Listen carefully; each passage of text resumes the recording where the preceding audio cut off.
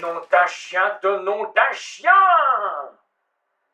Il est curieux tout de même que je ne puisse pas arriver à me trouver une excuse pour justifier mon retard.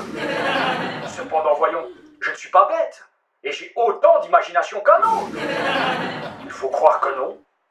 Dans un instant, Marthe va entrer, et son premier mot va être « D'où viens-tu à cette heure-ci » Et je ne sais pas ce que je vais lui répondre. Voilà ce que c'est que de ne pas être entraîné à mentir. Voilà ce que c'est aussi que d'avoir une existence réglée comme du papier à musique. Si je ne rentrais pas chez moi tous les soirs, à 7 heures exactement, je ne serais pas dans l'état nerveux où je suis depuis 22 minutes que je cherche, sans pouvoir la trouver. Une raison logique, plausible d'être en retard d'1 heure. Ah. Si j'avais une autre femme, je ne dis pas une autre en plus, je dis une autre à la place de celle-là. Et enfin, si Marthe n'était pas la femme qu'elle est, je me contenterais de lui dire, et elle se contenterait de cette réponse, j'ai fait les courses, mon enfant, que j'étais obligé de faire, et je me suis mis en retard. Seulement voilà, ce sont toujours les autres qui peuvent répondre de cette façon-là. Marthe n'est pas femme à admettre la chose sans me poser une série de questions qui, évidemment, vont me troubler. Sûrement, je vais me troubler. Et en somme, je m'aperçois que c'est la crainte que je vais me troubler qui m'empêche de trouver à l'instant 2 ou 3 très bonnes raisons d'être en retard. La voilà. Non.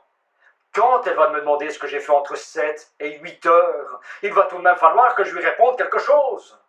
Et si j'ai le malheur de lui dire le nom d'un ami que soi-disant j'aurais rencontré et qui m'aurait retardé, je suis sûr de tomber sur quelqu'un qui va arriver après dîner et qui me dira en entrant « Y a-t-il longtemps qu'on s'est vu ? Hein ? Non, il faut que je trouve une chose qui soit sans réplique et qu'elle ne puisse pas contrôler. » Ce qui m'embête le plus, c'est que j'ai peur de rougir. Et comme j'ai peur de rougir, je vais sûrement rougir. Je me souviens que lorsque j'avais 16 ans, je rougissais comme une pivoine dès que je voulais mentir. Ma pauvre maman et mon cher père ne s'y trompaient jamais. Or, en ce moment, j'ai l'impression que j'ai 16 ans et que ma femme est comme une espèce de parente à moi. Cela tient à ce qu'en vérité, je viens de me conduire comme un collégien. Non, mais quelle idée ai-je eue de suivre cette petite femme, de l'accoster et de la conduire chez elle, à Auteuil?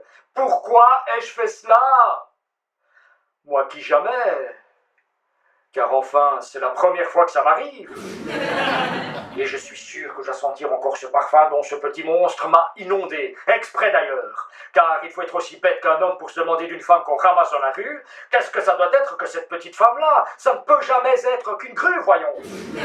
Après, on se rend bien compte. Mais avant, on aime à se faire certaines illusions. On n'est pas éloigné de s'imaginer qu'on a fait une conquête. Et c'est seulement en lui donnant les 25 louis qu'elle vous demande qu'on s'aperçoit que c'est elle qui vous a emmené et non pas vous qui l'avez conduite. Ai-je mes bretelles au moins? Oui. Oh, elle aurait bien été capable de me les cacher. En tout cas, ça me servira de leçon.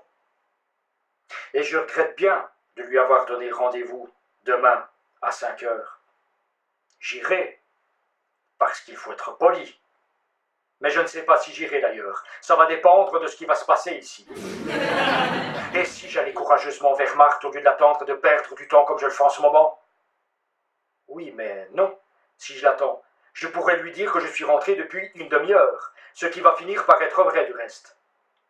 Oh, et si je lui faisais tout simplement croire à une surprise, si à toutes ces questions je répondais « Non, tu ne sauras pas d'où je viens. Non, je ne te le dirai pas. Et même, je te supplie de ne pas me le demander. » Oui, ça ce n'est pas bête.